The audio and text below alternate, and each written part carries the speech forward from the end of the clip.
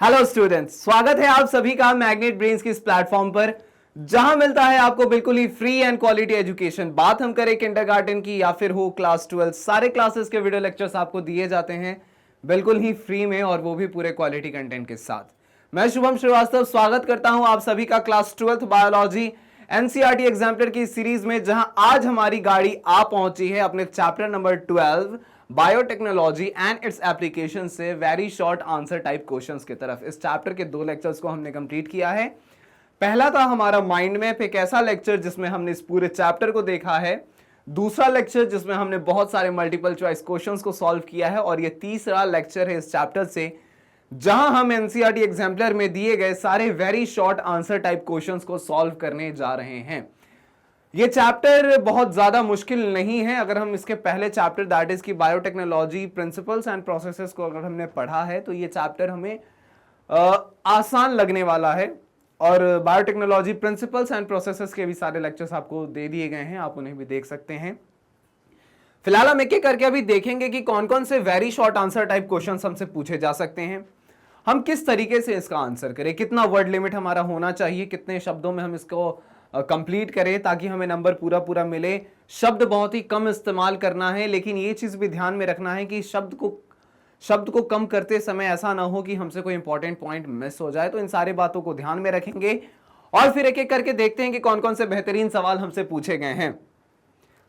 तो इस प्रकार पहला सवाल हमारे सामने आ चुका है, हमारी स्क्रीन के ऊपर आ चुका है और एक नजर डालेंगे कि क्या कहता है हमारा पहला सवाल। ध्यान से पढ़ेंगे। कहता है कुछ ऐसा कि in view of current food crisis, अभी के समय की बात की जा रही है और अभी के समय में जो चल रहे हैं कुछ फूड क्राइसिस उसके बारे में बात की जा रही है। ठीक है, तो कहता है कि in view of current food crisis it is said that we need another green revolution. Highlight the major limitation of the earlier green revolution. समय बहुत पहले का है, मतलब हम जानते हैं कि एक ग्रीन रिवॉल्यूशन हुआ था 1960s में, जहां पर जो हमारे पास जो फूड की कमी थी उसको पूरा करने के लिए ग्रीन रिवॉल्यूशन किया गया। ग्रीन रिवॉल्यूशन के मदद से हमारे पास जो फूड की जो कमी थी उसको पूरा किया गया। लेकिन वो ग्रीन रिवॉल्यूशन भी उस ग्रीन रिवॉल्यूशन से हुआ कुछ ऐसा था कि जो भी हमारे फूड का प्रोडक्टिविटी था, अगर हम अपने फूड के प्रोडक्टिविटी की बात करें, अगर हम बात करें तो ये ऑलमोस्ट जो है वो 3 टाइम्स हो गया था। अब सवाल ये है कि सर 3 टाइम्स अगर प्रोडक्टिविटी हो गई है तो बहुत अच्छी बात है, ये तो हमारे पॉपुलेशन को सेटिस्फाई कर ही देगा। लेकिन आप यहां ध्यान दीजिए कि 3 गुना प्रोडक्टिविटी होने के बावजूद भी अभी भी जो है वो 100% पॉपुलेशन को फूड जो है वो नहीं मिल पा रहा था जितना उन्हें मिलना चाहिए। कहने का मतलब है कि प्रोडक्टिविटी 3 गुना बढ़ गई लेकिन अभी भी ये पॉपुलेशन के डिमांड को पूरा नहीं कर रहा था। कुछ इसको ऐसे समझ सकते हैं हम कि फॉर एग्जाम्पल 100 लोगों की एक भीड़ है, 100 लोगों की भीड़ है और इनिशियली क्या था, 100 लोग में से सिर्फ 30% ऐसे थे जिनको प्रॉपर फूड मिल रहा था। प्रॉपर फूड ऐसा नहीं है कि बाकी 70 को खाना बिल्कुल ही नहीं मिल रहा था। हम बात कर रहे हैं प्रॉपर फूड, जो घर में जो प्रॉपर फूड हम खाते हैं 2 टाइम 3 टाइम, उसकी बात की जा रही है। 30 लोग ऐसे थे जिनको हो रहा था। ग्रीन रिवॉल्यूशन ने कुछ ऐसा किया कि इसकी प्रोडक्टिविटी को सीधा 3 गुना कर दिया। तो 3 गुना होने से ये 30 का हो गया 90। तो 100 लोगों की भीड़ में अब 90 लोग ऐसे थे जिनको पूरा पूरा खाना मिल रहा था। लेकिन स्टिल हमें देखने को मिलेगा कि अगर इस 100 में से अगर हम 90 को हटा दें तो हमें पता चल रहा है कि यहाँ 10 लोग अभी भी ऐसे हैं जिनको वो प्रॉपर फूड नहीं मिल रहा है। तो पहला ग्रीन रिवॉल्यूशन बहुत ही काम का था क्योंकि इसने प्रोडक्टिविटी को ऑलमोस्ट 3 गुना बढ़ा दिया। और 3 गुना बढ़ाने से क्या हुआ कि बहुत सारे मेजर ऑफ द पॉपुलेशन के डिमांड को ये पूरा कर रहा था, लेकिन अभी भी ये 100% इसने पूरा नहीं किया।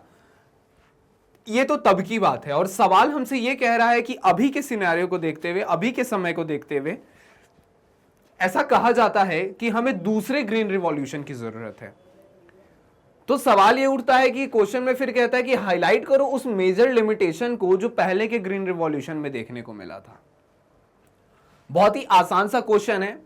ऐसा लगता है कि अगर इस क्वेश्चन को हमारे सिलेबस में ना भी दिया गया हो फिर भी आपसे अगर पूछ लिया जाए तो एज ए जनरल नॉलेज आप इस क्वेश्चन का आंसर कर देंगे। बहुत ही सिंपल सा क्वेश्चन है। इसको ऐसे देख सकते हैं कि सबसे पहले बात तो है कि आपको अगर ग्रीन रिवॉल्यूशन के कुछ पॉइंट्स को अगर डिस्कस किया जाए तो हम ग्रीन रिवॉल्यूशन, पहले वाले ग्रीन रिवॉल्यूशन के पॉइंट को अगर हम डिस्कस करने जाए तो हम कुछ इस प्रकार से करना चाहेंगे कि सबसे पहले बात है कि उस समय हाई HYV सीड्स की बात की जा रही है, ठीक है। HYV सीड्स कहने का मतलब यह है कि हाई इल्ड वैरायटी सीड्स की बात की जा रही है। मतलब ये वो प्रकार की सीड हैं जिनका अगर इस्तेमाल किया जाए तो हमारा जो प्रोडक्टिविटी है, इस प्रोडक्टिविटी को क्या है ना, ये प्रोडक्टिविटी जो है ये काफी ज्यादा हाई हो जाएगी, ठीक है। हाई प्रोडक्टिविटी हमें मिलेगा क्योंकि हाई इल्ड वैरायटी का वो सीड है। प्रोडक्टिविटी किसी तरीके की दिक्कत नहीं है, चूंकि ये टेक्नोलॉजी उस समय बहुत ही नया था, टेक्नोलॉजी नया था, दैट इज वाई ये बहुत ज्यादा महंगा था। तो कॉस्ट जो था वो हाई था। कॉस्ट हाई कहने का मतलब ये है कि इसको सारे फार्मर्स जो हैं वो अफोर्ड नहीं कर पाते। कुछ फार्मर्स ऐसे थे जिनके लिए ये HYV सीड किसी काम का नहीं था, जस्ट बिकॉज कि उनके पास उतना पैसा ही नहीं था उनके पास कि वो इस हाई इल्ड वैरायटी सीड्स का इस्तेमाल करके अपने फार्मिंग को इंप्रूव कर सके, अपने प्रोडक्टिविटी को बढ़ा दे। तो एक तो हमें लिमिटेशन यहां देखने को मिल रहा है। ये बहुत अच्छी चीज है कि प्रोडक्टिविटी बढ़ने वाली है, लेकिन कुछ तो ऐसा था ना कि इतना उसका कॉस्ट हाई था उन सीड्स का, कंपैरेटिवली जो नॉर्मल सीड्स हैं हमारे, उसके मुकाबले इनकी कॉस्टिंग इतनी ज्यादा थे कि सभी इनको अफोर्ड नहीं कर पा रहे थे। वही कहता है हमारा कुछ पहला पॉइंट ऐसा है कि it wasn't helpful for poor farmers. तो पुअर फार्मर्स के लिए उतना ज्यादा मददगार नहीं था, होना चाहिए, क्योंकि बात दरअसल ऐसा है कि अगर हमारे पास कोई टेक्नोलॉजी आई है तो उसका टारगेट ये होना चाहिए कि हम और मैक्सिमम ऑफ द पॉपुलेशन को टच कर सकें, मैक्सिमम ऑफ द पॉपुलेशन को हम हिट कर सकें, सबके लिए ये आसान हो जाए, सबकी लाइफ स्टाइल अच्छी हो जाए। लेकिन क्या था, उस वक्त की बात है कि पुअर फार्मर्स के लिए उतना हेल्पफुल नहीं था, जस्ट बिकॉज कि as the HYV seeds and pesticides were costly. तो इस ग्रीन रिवॉल्यूशन में हमें क्या मिला था, एक तो हमें HYV सीड्स मिले थे और दूसरा हमारे पास पेस्टिसाइड्स भी था, क्योंकि पेस्ट भी बहुत जो थे वो हमारे क्रॉप को नुकसान पहुंचा रहे थे। तो ग्रीन रिवॉल्यूशन में पेस्टिसाइड्स जो हमें देखने को मिला, इन पेस्टिसाइड्स के मदद से बहुत सारे पेस्ट्स को किल किया गया, जिसके मदद से हमने क्रॉप प्लांट्स को बचाया। तो वही चीज कह रहा है कि HYV सीड्स हैं और पेस्टिसाइड्स जो थे वो काफी ज्यादा कॉस्टली थे, और इसको कॉस्टली होने के कारण क्या है, it led to farmer debts. तो कहने का मतलब है कि पुअर फार्मर के लिए ये पॉकेट फ्रेंडली बिल्कुल भी नहीं था। और सवाल भी हमारा वही है, हमारा सवाल यह है कि सीधा सीधा बोलते हैं करंट फूड क्राइसिस को देखते हुए ये कहा जा रहा है कि अनदर ग्रीन रिवॉल्यूशन हम लेकर के आए। बात समझ गए, हमने आपकी बात मान ली कि हम अदर ग्रीन रिवॉल्यूशन लाना चाह रहे हैं। फिर सवाल यहां से शुरू हो जाता है कि हाईलाइट करना है हमें व्हाट, तो हाईलाइट करना है the major limitations of the earlier green revolution. तो पहले ग्रीन रिवॉल्यूशन के लिमिटेशंस को देखना है, और ये जरूरी इसलिए है कि अगर हम अपनी गलतियों से नहीं सीखेंगे तो फिर आगे कैसे बढ़ेंगे। कुछ यही कॉन्सेप्ट है यहाँ पे कि जो पहले वाला ग्रीन रिवॉल्यूशन था उसमें क्या लिमिटेशंस रह गई, इन सारे पॉइंट्स को अगर हम देखेंगे, जानेंगे, समझेंगे, तभी जो हमारा जो दूसरा ग्रीन रिवॉल्यूशन हम करने वाले हैं, जो हम करेंगे, उसमें उन सारे लिमिटेशंस पे काम करते हुए हम अपने इस वाले ग्रीन रिवॉल्यूशन को कंप्लीट करना चाहेंगे। तो पहला पॉइंट तो हमारे सामने हुआ कि पॉकेट फ्रेंडली बिल्कुल भी नहीं था। दूसरा पॉइंट हमसे कहता है कि green revolution was only limited to the food grain crops and the major focus was on the wheat and rice. एक और चीज हमें देखने को मिला था कि ग्रीन रिवॉल्यूशन के मदद से हमने HYV सीड्स बनाया, के दौरान हमने HYV सीड्स बनाया, फर्टिलाइजर्स, पेस्टिसाइड्स, सब कुछ, सबका यूज किया। HYV सीड्स बनाने के दौरान हमारा जो मेन फोकस था that was only on the wheat, वो व्हीट पे था और साथ साथ वो राइस पे था, जस्ट बिकॉज कि उस समय मुद्दा बस यही था कि हम क्या करें, किसी भी तरीके से इस पॉपुलेशन के पेट को तो भरे। तो जो बेसिक ग्रेन्स जो होते हैं, जो ऑलमोस्ट सभी के घर में डेली यूज में आता है, वो है व्हीट एंड राइस। ये बहुत ही कॉमन सी चीज है कि अब आप अदर ग्रेन्स को यूज करें ना करें, लेकिन इन दो का यूज करना बहुत जरूरी है। रोटी और चावल तो सबके घर में बनता है, तो इससे हम समझना चाहिए कि ये लोगों के लिए ज्यादा जरूरी है। ठीक है, आप अगर चावल के साथ, आपके घर में हो सकता है 5 सब्जी बन रही हो, किसी के घर में 4 बन रही हो, 3 बन रही हो, जिसकी जैसी अपनी पसंद, या फिर कह सकते हैं जिसका इनकम जैसा है, जिसका फैमिली बैकग्राउंड जैसा है, वो उस तरीके से वो चल रहे हैं। लेकिन उन 4 सब्जी 5 सब्जी जो आपके पास है, या फिर कोई अदर आप सैलड खा रहे हो, या फिर जो भी चीजें, उनके साथ आपको ये व्हीट या फिर राइस में से कुछ तो एक चाहिए होता है, जो आपका जो बेसिक चीज है। तो फोकस उस समय बस यही किया गया कि बाद में देखेंगे बाद की चीजों को, फिलहाल जो हमारा जो बेसिक नीड है हम इस पे काम करते हैं। तो जो हमारा ग्रीन रिवॉल्यूशन था वो मेन फोकस किस पे किया गया, तो व्हीट एंड राइस पे किया गया। एज अ रिजल्ट हमारे इन दोनों की प्रोडक्टिविटी तो बढ़ी, इन दोनों की प्रोडक्टिविटी बढ़ी, लेकिन साथ साथ यहां पर क्या हुआ कि जो अदर क्रॉप्स थे, अदर क्रॉप्स के ऊपर उतना ध्यान नहीं दिया गया। तो जरूरत है कि अदर क्रॉप्स के भी प्रोडक्टिविटी को बढ़ाना, ठीक है। तो अदर क्रॉप्स के प्रोडक्टिविटी को भी बढ़ाना है, लेकिन उस वक्त का फोकस हमारा ये था। तो एक ये लिमिटेशन हम कह सकते हैं कि सिर्फ आप व्हीट एंड राइस की प्रोडक्टिविटी को बढ़ा करके बहुत सही नहीं होगा। हमें अदर क्रॉप्स भी हैं, जैसे हमारे पास हम कहते हैं कि जैसे कि लेग्यूमिनस प्लांट्स हैं हमारे पास, अदर सब्जियां हैं हमारे पास, सबकी प्रोडक्टिविटी को बढ़ाना है। तो कह रहा है कि The green revolution was only limited to the food grain crops and other major focus was on wheat and rice only. ये इसका कहना है। एंड द थर्ड पॉइंट हमारा ये कहता है, ये समझ में आ रहा है, ये दूसरा पॉइंट। तीसरा पॉइंट हमसे कहता है कि the high yielding variety required additional water and fertilisers for giving good crop yields. साथ साथ यहाँ पे देखिए, ये दूसरा पॉइंट हमारा ये था। एंड तीसरा पॉइंट हमसे ये यहाँ पे ये कह रहा है कि HYV सीड्स तो हमारे पास आ गई, हमने हाई यील्ड वैरायटी सीड्स को हम लेकर के आ गए, हम इसके मदद से प्रोडक्टिविटी को बढ़ाएंगे, कोई दिक्कत नहीं है, समझ में आ रही है चीजें। साथ साथ यहाँ पर हो रहा है ऐसा कुछ कि लेकिन ये HYV सीड्स का फंडा कुछ ऐसा है ना कि they required additional water and fertilisers. ऐसा इसका कहना है कि उसको एडिशनल वाटर की जरूरत पड़ती थी। फॉर एग्जाम्पल अगर हम कुछ ऐसे मान के चलें कि नॉर्मल सीड्स में अगर हमें 10 लीटर के पानी की जरूरत पड़ रही है फॉर एग्जाम्पल, तो लेकिन अगर हमने ये HYV सीड्स का यूज किया है तो हम मान के चलते हैं कि 10 लीटर में काम नहीं होने वाला है। अब हमें क्या चाहिए, 10 लीटर प्लस कुछ एक्स मात्रा में और वाटर लगने वाला है। साथ साथ हम अगर फर्टिलाइजर्स की बात करें तो जितना फर्टिलाइजर में हमारा पहले काम हो जा रहा था, ये HYV सीड्स नहीं बात मानने को है तैयार है। ये क्या कर रहा है, ये ज्यादा से ज्यादा फर्टिलाइजर को भी यूज कर रहा है। तो फर्टिलाइजर्स को अगर ज्यादा यूज करते हैं हम, तो जो हमारा सॉइल है उसके नेचुरल उसके नेचर को हम चेंज करने जा रहे हैं। मतलब समय के साथ क्या होगा ना कि वो सॉइल धीरे धीरे बंजर होता चला जाएगा। फिर एक समय ऐसा आया कि उस सॉइल से हम किसी भी तरीके की प्रोडक्टिविटी नहीं कर पाएंगे। तो ये कुछ लिमिटेशंस थे किसके, तो हमारे पहले ग्रीन रिवॉल्यूशन के। और दूसरा ग्रीन रिवॉल्यूशन अगर होता है तो हम ये बिल्कुल ध्यान में रखेंगे और इन सब बातों को ध्यान में रखते हुए हम इस चीज को कंप्लीट करेंगे। So this is the answer for this question कि जो मेजर लिमिटेशन थे हमारे पहले ग्रीन रिवॉल्यूशन के। अच्छा सा क्वेश्चन है, बहुत सिंपल सा क्वेश्चन है, मुझे नहीं लगता किसी तरीके की डाउट आपको होनी चाहिए। इसको आप नोट कर लो, इसको आप स्क्रीनशॉट निकाल लो। फिर हम आगे की ओर चलते हैं और देखते हैं अपने दूसरे सवाल में हमसे क्या पूछा गया है, राइट।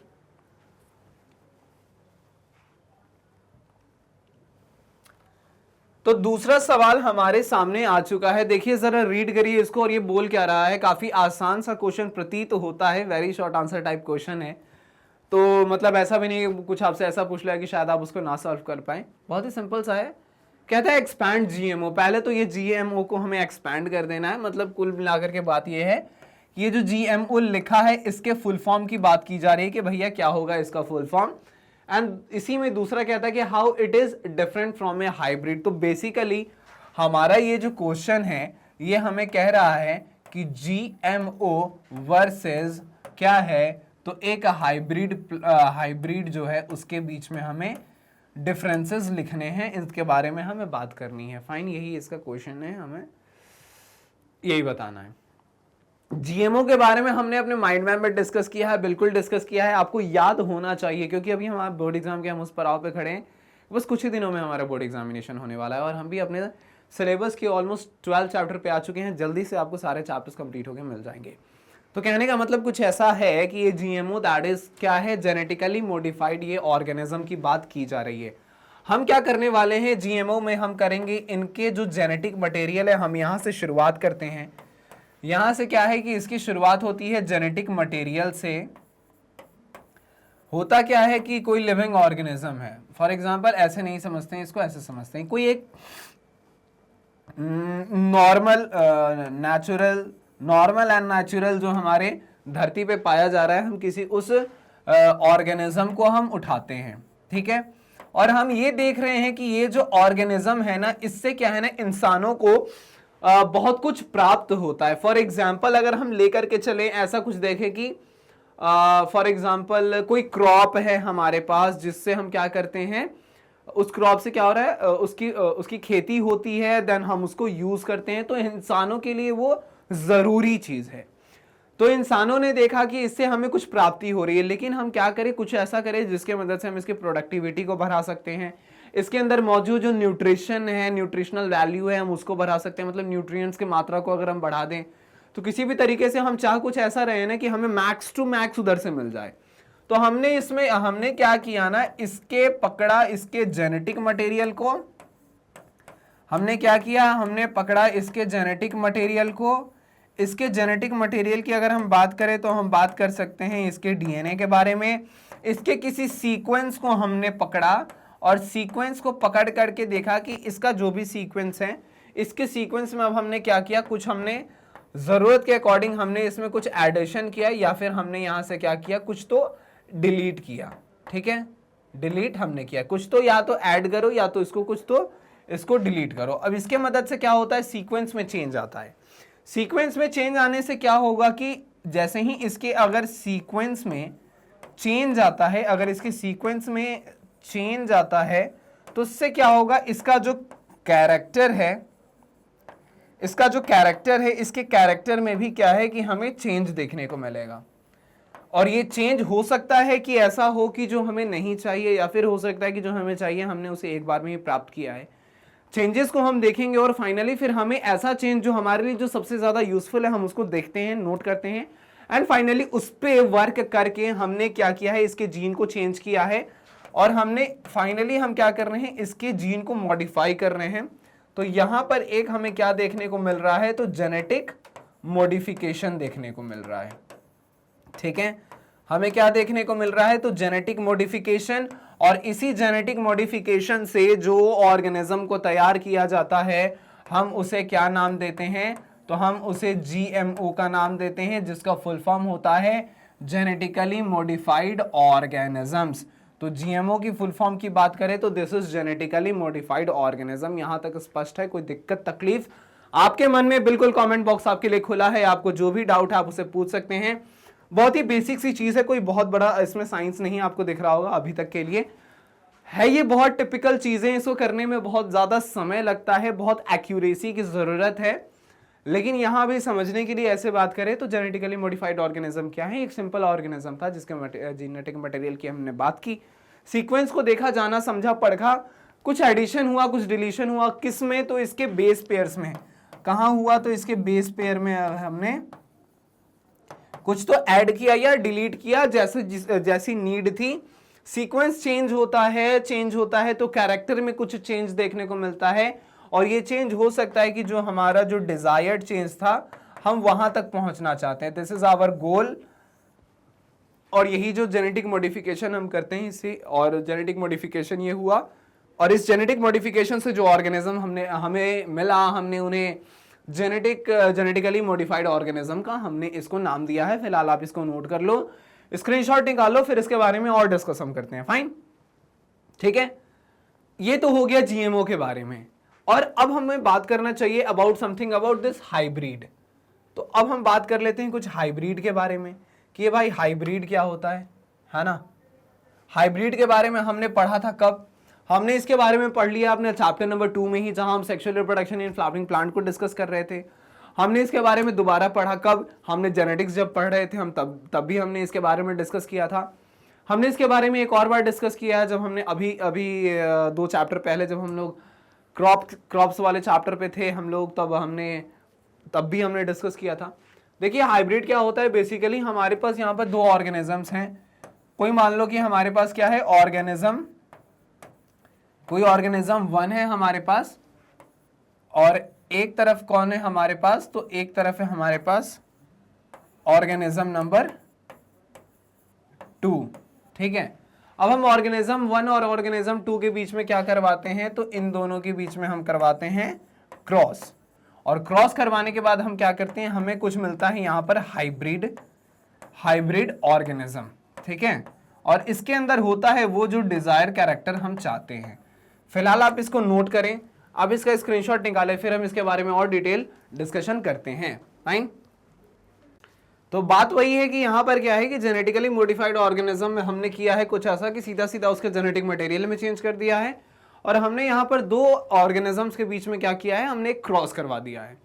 वही कह रहा है कि hybrids are produced by cross breeding और क्रॉस पॉलिनेटिंग। तो क्रॉस ब्रीडिंग करवाते हैं या फिर क्रॉस पॉलिनेटिंग आप बोल सकते हैं, टू डिफरेंट एनिमल्स और plant species where the production of GMO involves the insertion of gene into the new organism to express the specific trait और कैरेक्टर। कहने का मतलब है कि क्रॉस ब्रीडिंग क्या हुआ, जब हमने करवाया यहां पर क्या, तो हमने यहां पर क्रॉस ब्रीडिंग करवाया है तो जाकर के हमने उसे हाइब्रिड का नाम दिया है, और जब हमने उसके जेनेटिक मटेरियल में चेंजेस किए हैं तब हमने उसे क्या नाम दिया है, तब हमने उसे जीएमओ का नाम दिया है। बहुत ही बेसिक सा सवाल है, बेसिक सा आंसर। आगे चलते हैं और डिस्कस करते हैं अपने तीसरे सवाल को। देखते हैं तीसरा सवाल हमारा क्या है। आ गया तीसरा सवाल हमारे सामने, बहुत ही प्यारा सवाल है। क्या कहता है कि differentiate between diagnostics and therapeutics, give one example for each category. यहां पर दो वर्ड्स हैं हमारे पास, एक वर्ड्स है हमारे पास डायग्नोस्टिक्स और दूसरा है हमारे पास थेरेप्यूटिक्स। दोनों वर्ड से आप काफी ज्यादा परिचित होंगे। बायोलॉजी स्टूडेंट्स काफी ज्यादा मतलब मेडिकल साइंस से की तरफ जाना होता है तो ऐसे वर्ड से तो बहुत ही प्यार होता है, जानते हैं समझते हैं। सीधा सीधा बात है कि मुझे किसी तरीके की तकलीफ है, मैं डॉक्टर के पास जाता हूं, मैं डॉक्टर के पास जाऊंगा, डॉक्टर ने मुझे देखा, जाना, समझा, डॉक्टर ने मेरा चेकअप किया, डॉक्टर को समझ में आता है कि हो सकता है इसे कोई एक्स नाम की डिजीज है, तो एक्स नाम की डिजीज को कंफर्म कैसे करेगा, तो आपको टेस्ट लिखा जाता है, आपको डायग्नोसिस किया जाता है, that is diagnosis. And therapeutics क्या है, फिर जब आपको वो डिजीज डिटेक्ट हो जाता है देन आपको डॉक्टर सजेस्ट करते हैं, कुछ मेडिसिन आपको लेने को कहा जाता है, वो आ जाता है हमारे थेरेप्यूटिक्स के अंदर। कहता है ये सवाल यही है, और साथ साथ हमें कहना है कि give one example for each category, और हमें सारे कैटेगरी से एक एक एग्जांपल भी हमें देना है। क्या करना है हमें, तो कह रहा है क्वेश्चन की give one example and for each category. Okay, हम दे देंगे सर, हम कोई दिक्कत नहीं है। तो सबसे पहले तो हम डिस्कस कर लेंगे भाई डायग्नोस्टिक्स और थेरेप्यूटिक्स में क्या डिफरेंस है। कह रहा है कि एक तरफ अगर हम लिखते हैं क्या, तो एक तरफ लिख दो यहां पर डायग्नोस्टिक्स और एक तरफ लिख दो क्या, तो एक तरफ लिख दो थेराप्यूटिक्स। ठीक है, एक तरफ लिख दिया हमने थेराप्यूटिक्स। डायग्नोस्टिक्स का क्या कहना है कि it involves the detection of disease. तो सीधा सीधा हमें देखना है किसे क्या है, हम क्या कर रहे हैं, तो हम यहां पे कर रहे हैं सर कुछ नहीं, हम डिटेक्शन कर रहे हैं, डिटेक्शन ऑफ डिजीज की बात की जा रही है कि इसको हो सकता है कोई एक्स नाम की डिजीज है, किसी वाई नाम के पैथोजन के कारण हो रहा है, तो फिर उसको डिटेक्ट करना है, कैसे करना है, तो वो डायग्नोस्टिक्स के अंदर आ जाता है। It can be various types, अलग अलग तरीके के होते हैं। एक एग्जाम्पल यहां पर दे रहा है, फॉर एग्जाम्पल यहां पर एक एग्जाम्पल की बात करें तो एग्जाम्पल में इसने क्या दे दिया है, इसने एलाइसा दे दिया है। हम और भी क्या कर सकते हैं, हम जैसे यहां पर विडाल टेस्ट को भी रख सकते हैं, ठीक है, एक्सेट्रा एक्सेट्रा, बहुत सारे टेस्ट है जिसको करने के बाद हम कंफर्म करते हैं कि अच्छा इसको इस तरीके की बीमारी है। आरटी-पीसीआर भी अभी हो रहा था for the detection of the corona virus, तो वो सारी चीजें भी हम इधर डायग्नोस्टिक्स में रख सकते हैं। For example ELISA is the diagnostic technique used for the detection of HIV, hepatitis B, C, hepatitis B, C और HIV के डिटेक्शन में हम क्या कर रहे हैं, इसका यूज कर रहे हैं। और वहीं थेरेप्यूटिक्स में कहता है कि it helps in the treatment of a specific type of disease. यहां डिटेक्शन ऑफ डिजीज हुआ और इस वाले में हम कहते हैं कि ट्रीटमेंट ऑफ डिजीज, इसमें हम क्या कह रहे हैं, ट्रीटमेंट ऑफ डिजीज।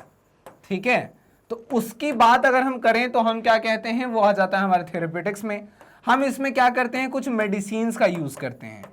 ज्यादा और एक्यूरेट वर्ड की तरफ चले तो हम कहते हैं कि इसमें ड्रग्स का यूज करके हम क्या करते हैं कि अलग अलग डिजीजेस के लिए हम फाइट करते हैं। फॉर एग्जाम्पल यहां पर लिखता है कि ampicillin is a therapeutic agent which is an antibiotic that helps in the treatment of bacterial infection in human.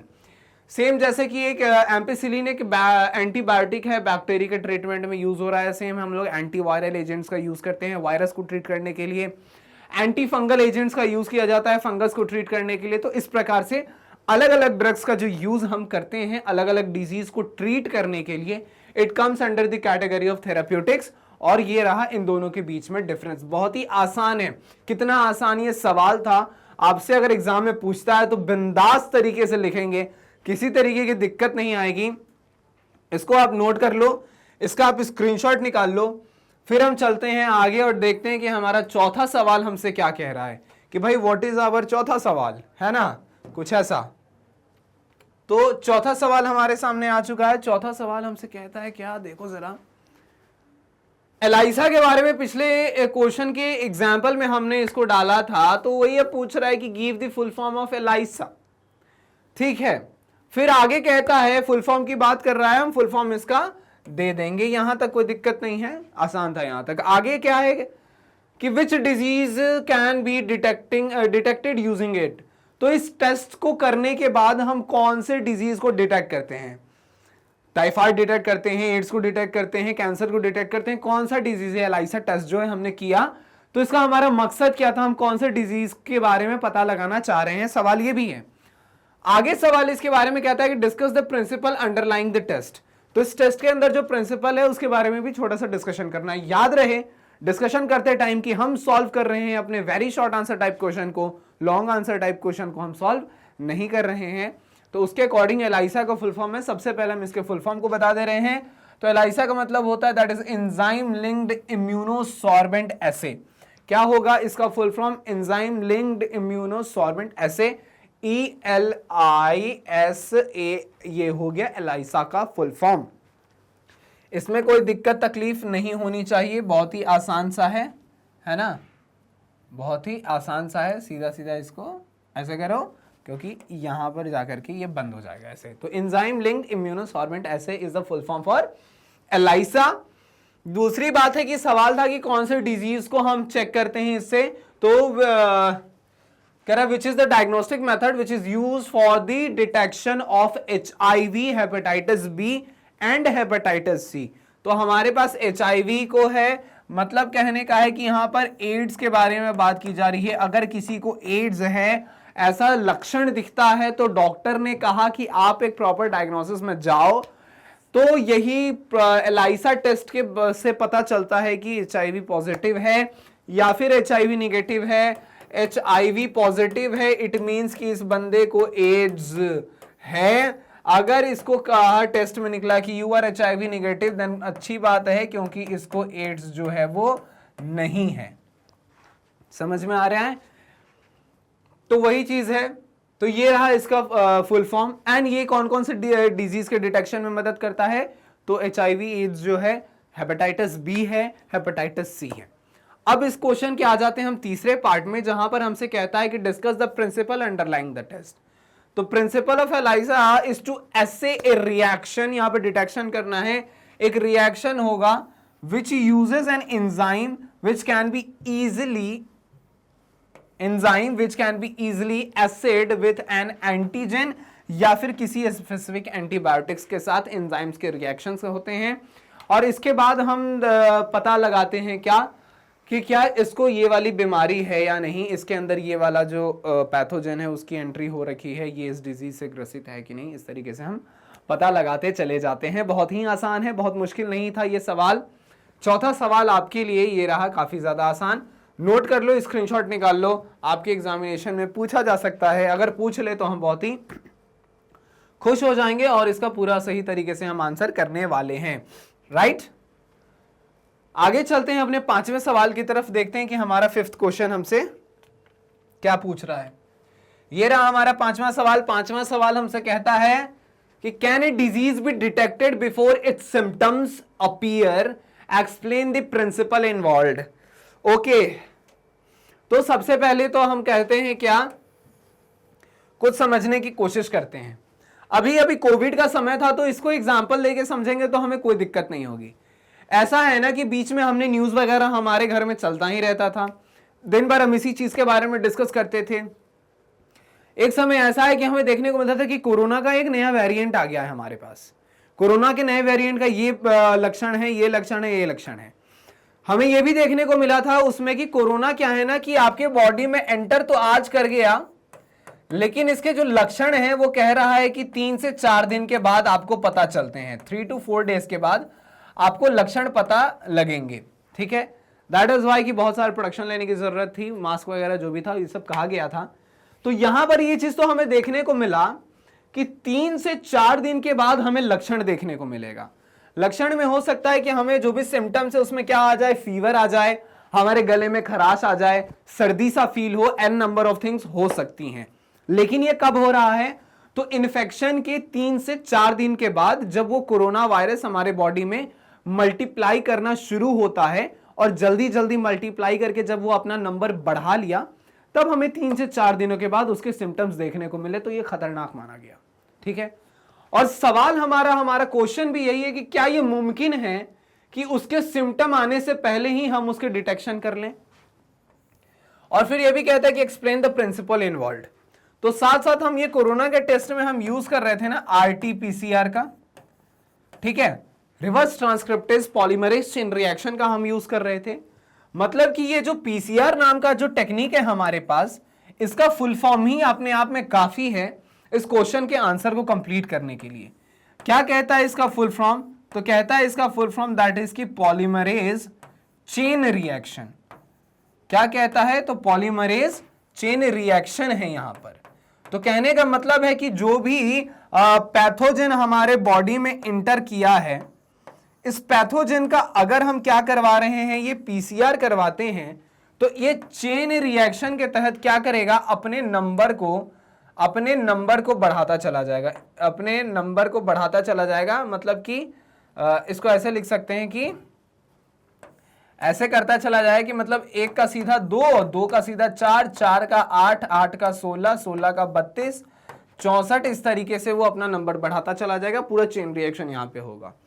तो अगर ये चेन रिएक्शन में इसने कुछ इस तरीके की एक्टिविटी शो की है, इट मीन्स कि ये लिविंग ऑर्गेनिज्म, ये पैथोजन जो है वो किसी होस्ट के बॉडी में पाया जा रहा है। अगर पॉलीमरेज चेन रिएक्शन नहीं होगा तो हम समझेंगे कि नहीं, कोई पैथोजन तो है ही नहीं जो पॉलीमरेज चेन रिएक्शन कर सके। अगर पॉलीमरेज चेन रिएक्शन में अपने नंबर को बढ़ाता हुआ दिखता है, इट मीन्स कि ये क्लियर है, साफ है कि वो पैथोजन वहां पर मौजूद है। भले ही वो अभी अपना सिम्टम ना दिखा रहा हो, लेकिन वो वायरस, वो बैक्टीरिया आपके बॉडी में मौजूद है। तो हमारे पास ये टेक्निक है, जिस टेक्निक का नाम है पीसीआर, पूरा नाम हो गया पॉलीमरेज चेन रिएक्शन। इसके मदद से हम क्या करते हैं, इसके मदद से हम इस डिजीज को डिटेक्ट कर सकते हैं। तो वही कह रहा है हमारा आंसर कि yes, some of the diseases can be detected before the symptoms like using PCR, that is polymerase chain reaction, which is used to amplify a nucleic acid to obtain a amplified gene product which can be shown diseases before its symptoms। ठीक है, note कर लो, screenshot निकाल लो, फिर हम आगे चलते हैं, अगले सवाल की तरफ डिस्कस करते हैं कि हमारा छठा सवाल हमसे क्या पूछा गया है। 6th क्वेश्चन हमारे सामने है, एक बार देखते हैं क्या कह रहा है। कहता है कि right A short note on biopiracy highlighting the exploitation of developing countries by the developed countries. Okay, देखिए यहां पर बात की जा रही, कुछ टर्म्स है हमारे पास, उन सबको हम देखते चलेंगे। सबसे पहले तो हमें एक टर्म आ गया हमारे पास बायोपायरेसी, इसके ऊपर ध्यान देने की जरूरत है। दूसरा एक्सप्लॉयटेशन ऑफ डेवलपिंग कंट्रीज, यहां पर है हमारे पास डेवलपिंग कंट्रीज, और तीसरा है हमारे पास यहां पर क्या, तो डेवलप्ड कंट्रीज। ऑब्वियस सी बात है कि जो डेवलप्ड कंट्रीज हैं ये ज्यादा पावरफुल हैं, किनके मुकाबले, तो डेवलपिंग कंट्रीज के मुकाबले। डेवलपिंग कंट्रीज का कहने का मतलब यह है, डेवलपिंग कंट्रीज कहने का मतलब यह है कि ऐसे कंट्रीज हैं जिनके अंदर जो चीजें हैं आज भी क्या है, डेवलपिंग स्टेज में है। डेवलप कंट्री कहने का मतलब है कि उसने वो वहां तक पहुंच चुका है, उसके पास टेक्नोलॉजी ज्यादा है, उसके पास जो एजुकेशन है उस कंट्री का वो ज्यादा है, ज़्यादा साफ सफाई, क्रॉप फील्ड्स, डिजीज से लड़ने में, मेडिकल साइंस मतलब कुल मिला कहें तो हाँ वो ज़्यादा बेहतर है हमसे, मतलब उनसे जो ज़्यादा बेहतर है वो डेवलप में आ गए, और जो अभी भी डेवलप कर रहे हैं वो डेवलपिंग कंट्रीज में आ गए। तो डेवलप कंट्री के पास ऑब्वियसली बात है कि पावर ज़्यादा है। यहाँ पर बात कर रहे हैं हम पायरेसी की, और उससे पहले एक वर्ड आगे जुड़ गया, दैट इज बायो। तो ये वर्ड बन गया हमारे पास बायो पायरेसी। पायरेसी एक ऐसा वर्ड है जो हम कई बार सुन चुके हैं।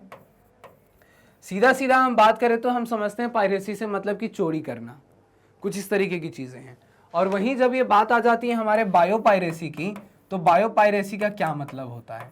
अब देखिए, हमने अपने इस माइंड मैप के आखिर में ये चीज को डिस्कस किया था, दैट इज बायो पायरेसी। हमने क्या किया है, किसी चीज का पेटेंट लिया है।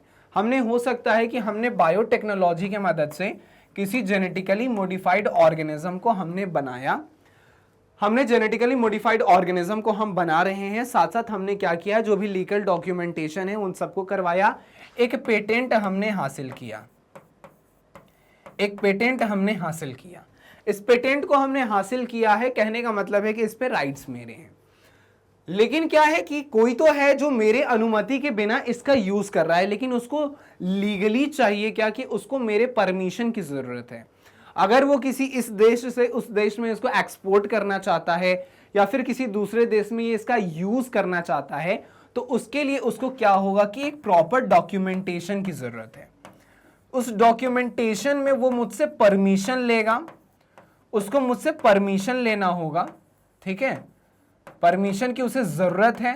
और तो और इसको क्या है कि परमिशन चाहिए होगा, और वो भी कुछ लिमिट्स हैं, कुछ लिमिट्स के साथ, परमिशन एंड लिमिटेशन के साथ वो क्या कर सकता है, देन वो काम कर सकता है। लेकिन उसने क्या किया, ना तो उसने कोई डॉक्यूमेंटेशन किया, किसी तरीके की परमिशन नहीं ली, ना किसी तरीके के लिमिटेशन पे ध्यान दिया। उसने क्या किया कि इस पेटेंट वाले प्रोडक्ट को भी वो क्या कर रहा है, वो धड़ल्ले से यूज कर रहा है। तो इस चीज में क्या होता है कि इसको चोरी माना गया है, biopiracy. The term biopiracy refers to the unethical and unauthorized use of biological resource by multinational companies and other organizations without permission from the concerned authority and individual. तो बिना उसके परमिशन के जब इस तरीके की चीज़ें होती हैं, देन हम इसे बायोपायरेसी में रखते हैं। और ऑब्वियसली जो डेवलप कंट्रीज़ हैं वो इस तरीके, और वो अपने डेवलप होने का फ़ायदा उठाते हैं, और जो अंडर डेवलप है या फिर डेवलपिंग कंट्रीज़ हैं उन पर दबाव डाल के भी ये काम कर लेते हैं। तो this comes under the biopiracy. बहुत मुश्किल था क्या ये सवाल? बहुत ही आसान था, नोट कर सकते हो, स्क्रीनशॉट निकाल सकते हो। ये हमारा छठा सवाल हमारे सामने ये रहा, हमने इसको कंप्लीट किया है। अब हम चलेंगे, देखेंगे अपने 7वें सवाल को कि हमारा क्वेश्चन नंबर 7 हमसे क्या कह रहा है। एक नज़र हम डालते हैं अपने 7वें सवाल के ऊपर। क्वेश्चन नंबर 7 हमारे सामने आ चुका है। कहता है कि many proteins are secreted in their inactive form. तो बहुत सारे ऐसे प्रोटीन हैं जब उन्हें हम प्राप्त करते हैं तो वो किस फॉर्म में रहते हैं? कहने का मतलब है कि वो इनएक्टिव फॉर्म में है, इनएक्टिव फॉर्म में है, ठीक है। अब इसको कैसे समझें भाई? तो क्या हम कैसे समझें इसको? समझने के लिए हम ऐसा कर सकते हैं कि देखिए आपके घर में क्या है ना, कि चावल जो है वो ऐसे ही रखा हुआ है, किसी डब्बे में रखा हुआ है, तो वो रखा हुआ है। तो क्या है कि उस चावल को जब हमने बनाया, कुक किया, कुक करने के बाद जब हम खाते हैं, देन वो क्या करता है कि हमें जो चाहिए उस चावल से जो भी न्यूट्रिएंट्स चाहिए वो हमारे बॉडी में लगता है। ऐसे तो वो डब्बे में रखा हुआ है तो जैसे का तैसा ही रखा हुआ है, लेकिन जब हमने उसमें कुछ चेंजेस करे तो चेंजेस के बाद वो क्या कर रहा है कि फिर उसके अंदर जो न्यूट्रिएंट्स हैं उसको हमारे बॉडी ने फिर एब्जॉर्ब किया, कुछ इस तरीके की चीज़ें। तो कहने का मतलब है कि किसी दूसरे फॉर्म में वो बैठा हुआ है, लेकिन उसको जब इन्वायरमेंट उसका चेंज हो गया तो क्या हो गया, वो एक्टिव हो गया। हो सकता है कि आपके बोर्ड एग्जाम का समय है, आपको पढ़ना चाहिए, लेकिन क्या कर रहे हैं आप दोस्तों के साथ मिलकर के, आपने दोस्तों के साथ मिलकर के क्या किया, एक ऐसा इन्वायरमेंट बना लिया है कि जिसमें पढ़ाई बिल्कुल भी नहीं हो पा रही है। तो क्या होता है कि आपके पापा मम्मी थोड़ा स्ट्रिक्ट होते हैं, आपको आपके दोस्त से अलग करते हैं और एक अलग इन्वायरमेंट में ला करके बिठा देते हैं।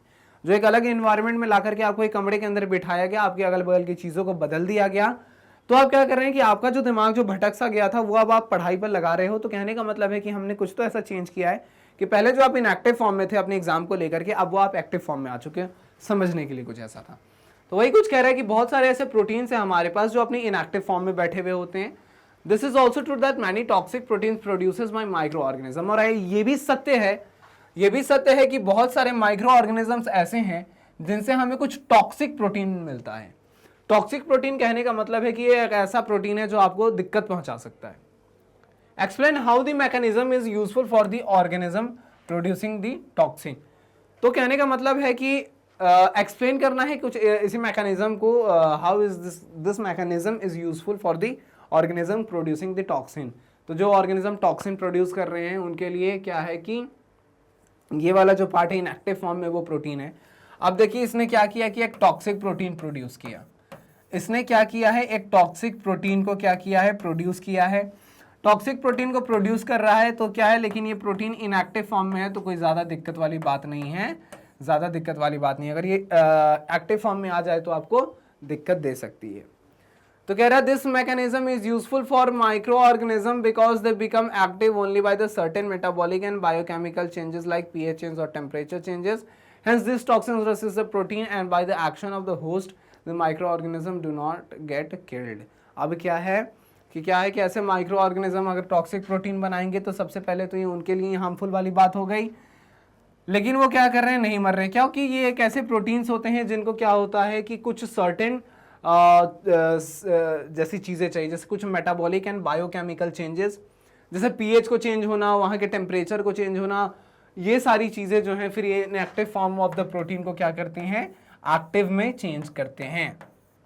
इनएक्टिव फॉर्म को ये एक्टिव में चेंज करते हैं, तो वही चीज़ है।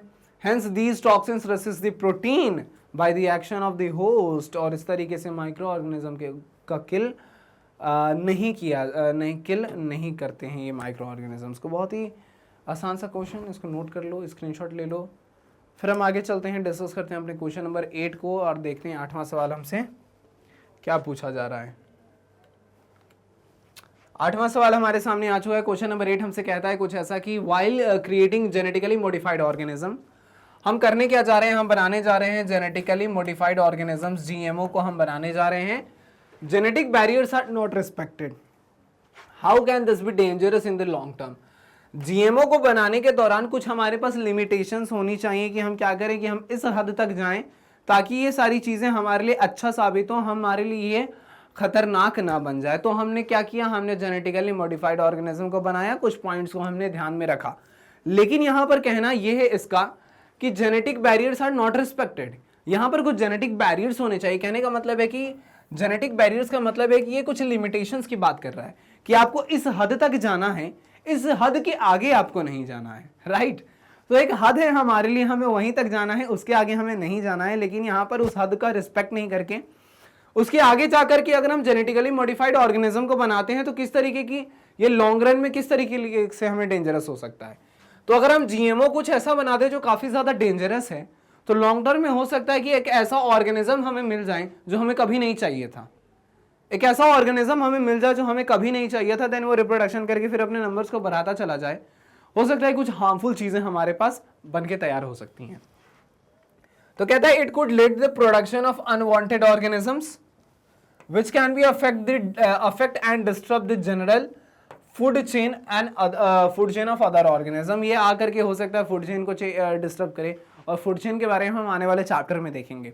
अगर बीच में से किसी एक को भी डिस्टर्ब हम कर देते हैं तो पूरा का पूरा फूड चेन ही बिगड़ जाता है, ठीक है, पूरा का पूरा फूड चेन बिगड़ जाता है। अब हम डिस्कस करेंगे आने वाले चैप्टर में कि किधर से यहाँ से सन था, सन से क्या हुआ, सन से फिर प्लांट ने फूड लिया, प्लांट ग्रास वगैरह, यहाँ से फिर क्या होता है ग्रास हॉपर्स वगैरह फूड लेते हैं, फिर इसको कोई अदर जैसे फ्रॉग इसको खा रहा है, फिर फ्रॉग को क्या है कोई स्नेक खा रहा है, स्नेक को क्या है किसी ईगल ने अपना फूड बनाया, फिर ईगल को कोई और खा रहा है, एक चेन चलता है। अगर इसके बीच से अगर हम सीधा मान लो कि ये ग्रास हॉपर को हटा दे, this is not grass, this is grasshopper, तो क्या ये फ्रॉग सीधा प्लांट खाएगा क्या, या फिर हम सीधा फ्रॉग को ही हटा दे तो क्या ये स्नेक सीधा ग्रास हॉपर को खा लेगा क्या।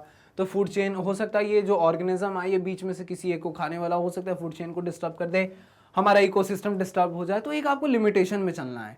तो सिंपल सा सवाल, सिंपल सा उसका आंसर, क्या ये रहा आपके सामने, नोट कर लो, स्क्रीनशॉट निकाल लो। फिर हम चलते हैं अपने अगले सवाल की तरफ। क्वेश्चन नंबर 9 में डिस्कस करते हैं कि 9th क्वेश्चन हमारा क्या है हमारे सामने, राइट। देखिए 9th क्वेश्चन हमारे सामने आ गया है, इंडियन पार्लियामेंट की बात की जा रही है। कह रहा है why has the Indian parliament cleared the second amendment of the countries patent bill. Indian parliament की बात कर रहा है, साथ साथ एक वर्ड है हमारे पास अमेंडमेंट, और ये बात कर रहा है हमारे देश के पेटेंट्स बिल के ऊपर। हमारे देश का जो पेटेंट का बिल है उसकी ऊपर बात कर रहा है। सबसे पहले तो बात कर ले अमेंडमेंट की, ये क्या होता है। तो हमारा कोई लॉ बना हमारे देश में, ठीक है, कोई एक लॉ बना, किसके लिए ये लॉ बना है, तो ये पेटेंट बिल के ऊपर लॉ बना है कि कोई भी चीज़ का अगर आप पेटेंट करवाते हो तो उसके लिए आपको कुछ क्राइटेरिया है उसको फुलफिल करना होता है, कुछ इस तरीके की चीज़ होती है। तो इसके ऊपर हमारा कोई लॉ बना, लेकिन समय के साथ क्या हुआ, इसका जो लॉ बना इसमें कुछ चेंजेस किए गए। हो सकता है कुछ ऐड किया गया हो या फिर कुछ घटाया गया हो, जो भी उस समय के अकॉर्डिंग जो सबसे ज़्यादा सही लगा उस तरीके की बदलाव इसमें किए गए। तो ये जो चेंजेस आते हैं इस लॉ के बाद वही है ये चीज़। तो कह रहा है कि हमारे इंडियन पार्लियामेंट ने क्या किया था, सेकेंड अमेंडमेंट जो था हमारा उसमें कुछ चीज़ें चेंजेस की। तो ऐसा क्या हुआ, तो वही बोल रहा है कि it prevents the over exploitation of bio resources and the use of ancient Indian knowledge and technique by other countries. तो इसमें जो हमारे पास आया, सबसे पहले तो इसमें क्या होता है कि over exploitation of bio resources, genetically modified organism को बनाने के लिए या फिर इस तरीके के अदर चीज़ों को बनाने में जो एक्सेस ऑफ द रिसोर्सेज का यूज़ किया जा रहा था, उसको कहा गया कि आप इसको एक लिमिट तक लेकर के आओ, आप हद से ज़्यादा इसको यूज़ नहीं कर सकते, ये हमारे नेचर को डिस्टर्ब कर रहा है, ये हमारे जितने नेचुरल रिसोर्स हैं ये इसको डिस्टर्ब कर रहा है। तो ज़रूरत है कि उन सारी चीज़ों को भी बचाया जाए। तो एक्सपेरिमेंट्स आप करते हैं, आप बायोटेक्नोलॉजी में दिमाग लगाते हैं, लेकिन आपको ये भी ध्यान में रखना है कि जो हमारे पास ये नेचुरल रिसोर्सेज हैं हम इसको भी बचा करके चले। तो ये सारी बातें उसमें कही गई थी। जो हमारे एंशियंट इंडियन नॉलेज है, जो हमारा टेक्निक है, ये हम तक ही सीमित होना चाहिए, ऐसा नहीं कि दूसरे देशों तक ये इसको हम बहुत ज़्यादा हम खोल के बांट दें। तो ये सारी बातें कही गई थी इस बिल के अंदर। तो ये सारे सेकेंड अमेंडमेंट जो हमारे देश ने लाया था हमारे पेटेंट बिल के ऊपर, ये रहा, बहुत छोटा सा है, वेरी शॉर्ट के अकॉर्डिंग बहुत छोटा सा आंसर, आप इसको भी नोट कर सकते हैं, स्क्रीनशॉट निकाल सकते हैं। फिर हम चलते हैं आगे अपने क्वेश्चन नंबर 10 की तरफ और देखते हैं कि हमारा 10वां सवाल हमसे क्या कह रहा है। आ जाते हैं हम अपने क्वेश्चन नंबर 10 की तरफ, देखते हैं कि हमारा 10वां सवाल हमसे क्या कह रहा है। तो क्वेश्चन नंबर 10 हमारे सामने आ गया, बहुत ही प्यारा सा छोटा सा सवाल दिख रहा है। क्या कह रहा है कि give any 2 reasons why the patent on basmati should not have gone to an American company. देखिए थोड़ी दर्द की बात है, तकलीफ की बात है, सुन के थोड़ा अच्छा नहीं लगेगा, लेकिन ये सत्य है कि जिस बासमती राइस का पेटेंट हमारे पास होना चाहिए था वो किसके पास है, तो वो अमेरिकन कंपनी के पास है। भाई क्यों ऐसा क्यों है भाई, बताइए जरा, गलत तो है। तो कह रहा है कि ऐसे 2 रीजन देने हैं कि जो पेशेंट हैं वो अमेरिका के पास नहीं जाने चाहिए। आपने कहा कि हम मेरे पास होना चाहिए था, ये अमेरिका के पास चला गया, अमेरिका के पास इसको नहीं जाना चाहिए था। तो चलिए आपकी बात को हमने मान लिया, आप जरा 2 रीजन देंगे इसका कि आप ऐसा क्यों कह रहे हैं कि भाई अमेरिका के पास इसको नहीं जाना चाहिए था। तो पहली बात है कि basmati rice variety belongs to India and cultivated since the time immemorial. तो बहुत पुराना, बहुत ही ज्यादा पुराना, और भारत में ये काफी समय पहले से कल्टीवेट किया जा रहा है, कल्टीवेशन इसका हो रहा है। That is why it means कि ये भारत का ही राइस है, इंडियन सॉइल पे ग्रो होने वाला, इंडियन सॉइल पे जिसका कल्टीवेशन हम सदियों से करते चले आ रहे हैं। तो इसका मतलब है कि ये हमारे एरिया का ये चीज है, ठीक है। And the second point is कि the patent crop claimed by American company was derived by crossing the Indian rice variety. अब इसने क्या किया है कि एक्चुअली सीधा सीधा नहीं, इसने क्या किया है, क्रॉसिंग करवा दिया है उसका, किसका, तो एक इंडियन राइस वेराइटी के साथ, एंड देन क्या किया है, उसके पेटेंट को क्लेम किया है। तो कुल मिला के सीधा सीधा ये बासमती राइस का जो पेटेंट था, ये सिंपल लैंग्वेज में बात करें तो ये हमारे पास आना चाहिए था, लेकिन ये हमारे पास नहीं आया है। तो फिलहाल तो वही चीज हम यहाँ पर कह सकते हैं कि होना तो हमारे पास चाहिए था, लेकिन हमारे पास नहीं है, अमेरिकन कंपनी के पास है। थोड़ी दुख की बात है, लेकिन सत्य यही है। आप इसको भी नोट कर लें, आप इसका भी स्क्रीनशॉट निकाल लें। 10वें सवाल को हम यहाँ पर कंप्लीट करते हैं, फिर हम चलते हैं अपने क्वेश्चन नंबर 11 की तरफ, देखते हैं, डिस्कस करते हैं कि हमारा क्वेश्चन नंबर 11 हमसे क्या कह रहा है। 11वां सवाल हमारे सामने आ चुका है। क्वेश्चन नंबर 11 हमसे कहना चाह रहा है कुछ ऐसा कि how was insulin obtained before the advent of rDNA technology. Recombinant DNA technology के बाद जो इंसुलिन है वो उसका यूज करना हमारे लिए काफी ज्यादा सही रहा, लेकिन उसके पहले भी हम इंसुलिन को प्राप्त करते थे, लेकिन वो कुछ ज्यादा हमारे लिए सही नहीं था, इट वॉज डेंजरस। तो what were the problems encountered, तो इसके बारे में हमें थोड़ा सा डिस्कस करना है। कह रहा है कि सबसे पहले तो अगर हम बात करें तो यहाँ पर कुछ पेशेंट हैं हमारे पास, ठीक है, पेशेंट हैं, और वो पेशेंट कैसे हैं, जिनके पास क्या है, जिनको शुगर की प्रॉब्लम है, मतलब कि वो डायबिटीज है उनको, राइट, उनको डायबिटीज है। तो डायबिटीज है तो उसमें देखा जाता है कि बेसिकली इंसुलिन जो है वो इंसुलिन या तो नहीं बन रहा है एक केस, और दूसरा केस ये होता है कि इंसुलिन बनता भी है तो उस इंसुलिन का हम यूज नहीं कर पाते। तो यहां पर इंसुलिन हमारा बना है, इंसुलिन इस केस में क्या है कि इंसुलिन जो है वो नहीं बन पा रहा है, और जब इंसुलिन नहीं बन पा रहा है तो हम क्या करेंगे कि बाहर से इंसुलिन दे करके उसको हम ट्रीट करना चाहेंगे। तो शुरू में जो हम इंसुलिन देते थे वो हमें प्राप्त होता था कहां से, तो हमें प्राप्त होता था स्लॉटर्ड एनिमल से। अब एज ए रिजल्ट क्या होता था, इनके कुछ पॉलीपेप्टाइड जो चेन है उसमें कुछ चेंजेस थे, एंड जिसका नतीजा क्या होता था, कुछ इंसानों के अंदर एलर्जिक रिएक्शंस हमें देखने को मिलता था। तो ये सारे कुछ प्रॉब्लम्स हमें देखने को मिले, लेकिन बाद में फिर रिकॉम्बिनेंट डीएनए टेक्नोलॉजी आया, और उसके बाद क्या है कि हमें ये सारे प्रॉब्लम्स हैं, इन सारे प्रॉब्लम से छुटकारा हमें देखने को मिला। बहुत प्यारा सवाल है, आप इसको नोट कर सकते हो, स्क्रीनशॉट ले लो। फिर हम चलते हैं अपने अगले सवाल क्वेश्चन नंबर 12 की तरफ, देखते हैं कि उधर हमसे क्या पूछा जा रहा है। फाइन, तो वही कहने का मतलब है कि क्वेश्चन कुछ ऐसा है कि जो ऐसे पेशेंट है जिनके अंदर ये इंसुलिन की गड़बड़ी है, तो इंसुलिन उतना नहीं बन रहा है जितना उनको बनना चाहिए, ड्यू टू विच जो हमारा ग्लूकोज है वो हमारे ब्लड में क्या है, ग्लूकोज का जो लेवल है वो बढ़ जाता है। तो उसको कंट्रोल करने के लिए क्या करते हैं, हमने बाहर से इंसुलिन दिया। अभी जो इंसुलिन हम आरडीएनए टेक्नोलॉजी के बाद दे रहे हैं, that is much more efficient, वो हमारे पेशेंट्स के लिए काफी ज्यादा अच्छा है। लेकिन पहले के केस में जब ये नहीं था तो उस वक्त यहाँ पर बहुत सारे इन्फेक्शंस, रिएक्शंस, एलर्जिक रिएक्शंस होते थे जो खतरनाक माने जाते थे। तो ये रहा इसका सवाल का जवाब। इसके बाद हम आगे चलेंगे और डिस्कस करेंगे अपने क्वेश्चन नंबर 12 को। आ गया हमारे पास क्वेश्चन नंबर 12 हमारे सामने। 12वां सवाल हमसे कहता है कुछ ऐसा कि concerning understanding diseases discuss the importance of transgenic animals model. तो यहां पर क्या रहा है कि concerning understanding diseases discuss the importance of transgenic animals model. Transgenic animals model का मतलब आपने समझा, हम बात कर रहे हैं जेनेटिकली मॉडिफाइड एनिमल्स के बारे में।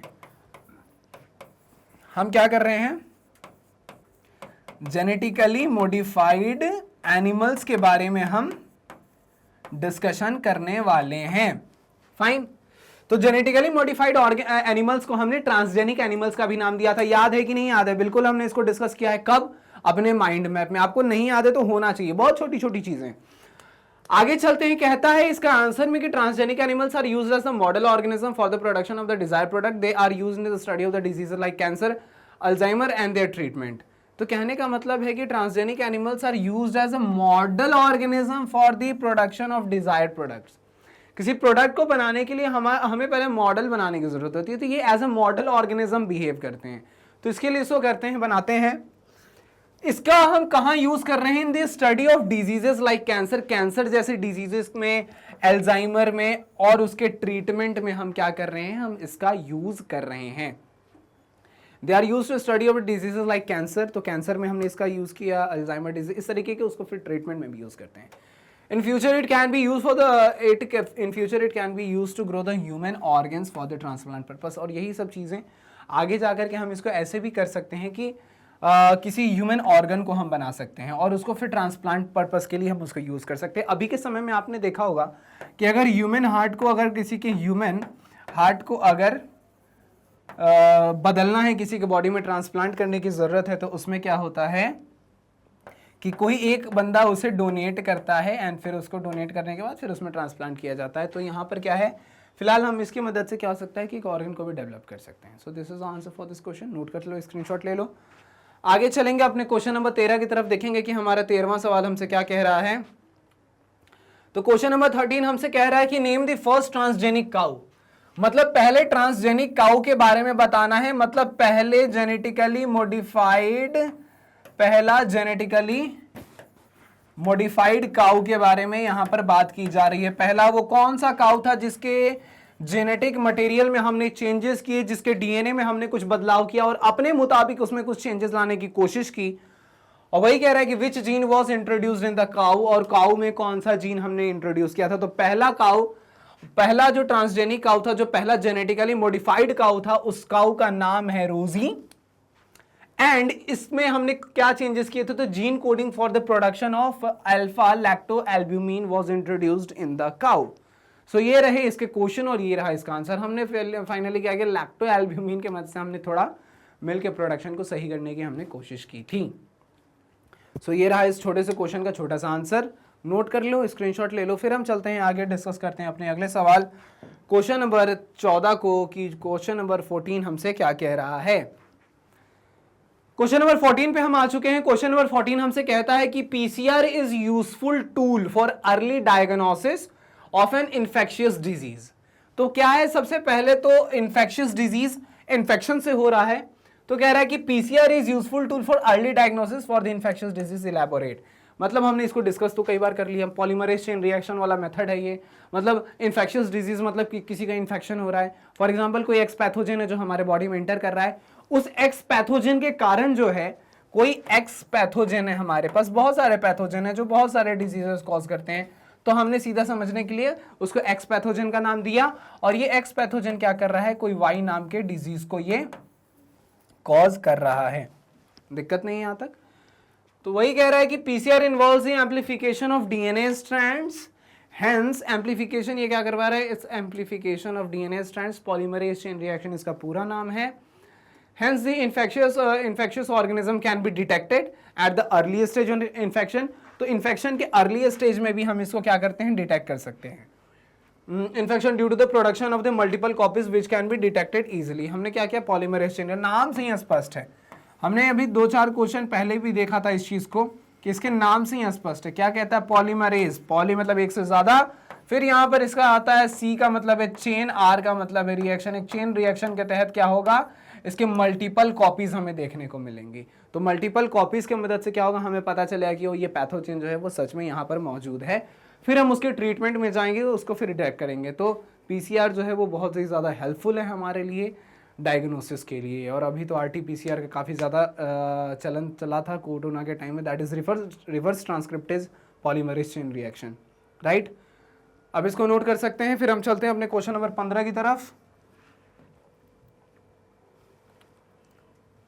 क्वेश्चन नंबर 15 आ गया हमारे पास। कह रहा है कि what is GEAC and what are its objective. तो जीईएसी क्या है और इसका क्या ऑब्जेक्टिव है। तो देखिए हमने डिस्कस किया था कि जब हम लोग ये बायोटेक्नोलॉजी में जब हम लोग जेनेटिकली मॉडिफाइड ऑर्गेनिज्म बना रहे हैं या फिर इस तरीके की जब चीजें कर रहे हैं, तो हमें एक लिमिट में रहना है। लिमिट को डिसाइड कौन करेगा कि ये इसका हद होना चाहिए, इस हद में आप रहो, इसको डिसाइड कौन करेगा, कोई तो एक ऑथोरिटी होनी चाहिए। So GEAC is that authority. कह रहा था main objective of GEAC is to detection of the validity of the genetic recombination. क्या करता है, it decides the validity of genetic recombination to test the safety of the introduction of the genetic modified organism in public service. तो इन सब का ये क्या करता है, इन सब के बारे में बताता है, करता है to test the safety of the introduction of genetically modified organism in public service. अब जो जेनेटिकली मॉडिफाइड ऑर्गेनिज्म हमने बना दिया है, इसका क्या ये कैसा है, ये पब्लिक सर्विस में किस तरीके से हेल्पफुल है, अगर हेल्पफुल है तो सही है, नहीं है तो क्यों नहीं है। तो सारे पैरामीटर्स को चेक करने का काम करता है ये हमारा कौन, जीईएसी। फाइन, इसको भी आप नोट कर लो, स्क्रीनशॉट निकाल लो। फिर हम चलते हैं अगले सवाल की तरफ। क्वेश्चन नंबर 16 हमारे सामने क्या कह रहा है, ये रहा। क्या है भाई, कहता है कि for which variety of Indian rice the patent was filed by a US company. तो अमेरिका की कौन सी company, United States of America की कोई कंपनी है जिसने एक हमारे कोई इंडियन राइस पे पेटेंट करवाया, वो कौन है। तो patent was filed for a rice variety obtained by the crossing. तो हमने यहाँ पर 2 चीजें थी, एक बासमती राइस, बासमती राइस को इसने क्या किया, क्रॉस करवाया, किसके साथ, तो एक ड्वार्फ वैरायटी के साथ, ड्वार्फ वैरायटी, ठीक है, एक ड्वार्फ वैरायटी के साथ किसका था, तो ये भी मतलब राइस का ही था। तो इसके साथ क्रॉस करवा कर कि इनको जो यहाँ प्रोडक्ट मिला, इस पर इन्होंने पेटेंट करवाया। तो कौन सा था इसमें, यहाँ पर वही लिखता है कि basmati and semi dwarf, this is not dwarf, this is semi dwarf. इनमें इन्हें क्रॉस करवाया और फिर इनका पेटेंट इन्होंने हासिल किया था। आसान क्वेश्चन है, बहुत ही छोटा क्वेश्चन है, नोट कर सकते हो। आगे चलेंगे हम अपने क्वेश्चन नंबर 17 को डिस्कस करेंगे कि हमारा 17वां सवाल हमसे क्या कह रहा है, हमारा क्वेश्चन नंबर 17 हमसे क्या कह रहा है ना। आगे हम अपने 17वें सवाल पे कह रहा है कि discuss the advantages of genetically modified organism. GMO के कुछ एडवांटेजेस की हम बात करें तो हमने इसको बनाया, तो हमने इसको अपने फायदे के लिए बनाया। फायदे में हम क्या कर सकते हैं, हम अपने इसके प्रोडक्टिविटी वगैरह को बढ़ा सकते हैं। तो GM plants has increase nutritional value and higher yield. तो कहने का मतलब है कि जीएम प्लांट्स की मदद से, जो जेनेटिकली मॉडिफाइड प्लांट्स थे, इनके मदद से हमने क्या किया है कि इसकी न्यूट्रिशनल वैल्यू को हमने बढ़ा दिया है, एज वेल एज हमने क्या किया है, इसके यील्ड को बढ़ा दिया है। इसके यील्ड को हमने बढ़ा दिया, हायर यील्ड हो गया इसका। So this is the GM plants और उसके कुछ फायदे। कॉस्ट इफेक्टिव, कॉस्ट इफेक्टिव ये कहता है, लेकिन जो ग्रीन रेवोल्यूशन के समय थोड़ा कॉस्ट इफेक्टिव उतना नहीं था, समय के साथ इसको कॉस्ट इफेक्टिव बनाया गया कि मैक्सिमम लोग तक इसको हम पहुंचा सके। It increases the resistant toward the paste and disease. तो ये पेस्ट और डिजीजेस से भी बचने में मदद करते हैं। लाइक कोई डिजीजेज, जैसे हमारे पास एग्जाम्पल था ना, बीटी कॉटन है, हमारे पास एक और एग्जाम्पल है दैट इज बीटी ब्रिंजल है। तो ये सारे जो कुछ एग्जाम्पल्स हैं, ये पेस्ट और डिजीजेज से बच के रहते हैं। तो ये जेनेटिकली मॉडिफाइड ऑर्गेनिज्म के कुछ फायदे हैं, कुछ उनके पॉजिटिव पॉइंट्स हैं, राइट। तो आप इसको भी नोट करें, अब इसको भी स्क्रीनशॉट निकालें। फिर हम चलते हैं अपने अगले सवाल की तरफ, देखते हैं कि हमारा अगला सवाल हमसे क्या कहना चाह रहा है, क्या हमसे कह रहा है। ठीक है, ओके। तो फाइनली हमारे इसी के साथ ये कंप्लीट होता है यहाँ पे 17 सवाल का ये। उम्मीद है कि आपको समझ में आएगा। बहुत ही ज़्यादा क्वेश्चन नहीं थे, 15 question I think was in MCQ and 17 question in very short. उम्मीद है आपको समझ में आओ। किस तरीके का डाउट है तो आप उसे कमेंट बॉक्स में बिल्कुल ही पूछ सकते हैं। साथ साथ एक और इन्फॉर्मेशन आपके लिए, that is about Magnet Brains, ऐसा प्लेटफॉर्म जो आपको दे रहा है बिल्कुल ही फ्री एंड क्वालिटी एजुकेशन।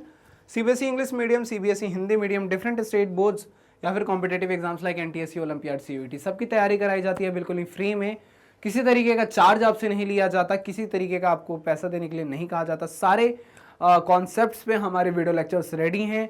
हज़ारों वीडियोस हमने आपके लिए बनाए हैं जो आपको मिल जाएगा सीधा सीधा हमारे यूट्यूब के चैनल पे। बहुत सारे वीडियोस हैं, तो आपको अगर वीडियो ढूंढने में परेशानी हो रही है, चाहते हैं कि वीडियो आपको किसी एक पर्टिकुलर पैटर्न में मिल जाए, तो आप इसके लिए डाउनलोड कर सकते हैं हमारे ऐप को, या फिर आप विजिट कर सकते हैं हमारी वेबसाइट www.magnetbrains.com। यहाँ जाकर के आपको अपने क्लास को चुनना है, सब्जेक्ट पे जाना है, अपने चैप्टर को चुनना है, लेक्चर्स को चुनना है, वीडियो लेक्चर्स को एंजॉय करना है, एग्जामिनेशन में रॉक करना है। तो इन्हीं अच्छी बातों के साथ हंसते रहिए, मुस्कुराते रहिए और पढ़ते रहिए मैग्नेट ब्रेन्स के साथ। Tata, thank you, bye bye.